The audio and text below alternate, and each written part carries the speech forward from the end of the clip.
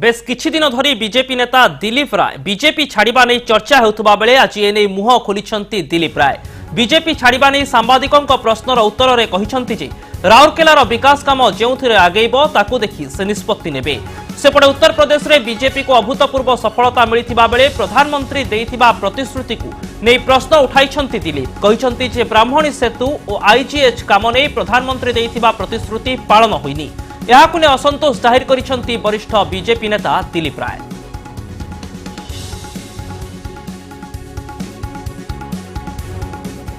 Prime minister दुटा promise करके जाइथिले, गोटे होची ब्राह्मणी ब्रिज और आईजीएच 92% लैंड एक्विजिशन हो जाइछि। एटा कोनोसी कारण नै, एटा इमीडिएटली आरंभ होबा कथा प्राइम मिनिस्टर ताको एटा मु फाइनली टेक अप करबी। एबे जेउ जाउछि 19 कोटी रे एटा काहे के पर I am not satisfied at all. ने काम आगे इस तो मो जाउछि कोन दे कोन कले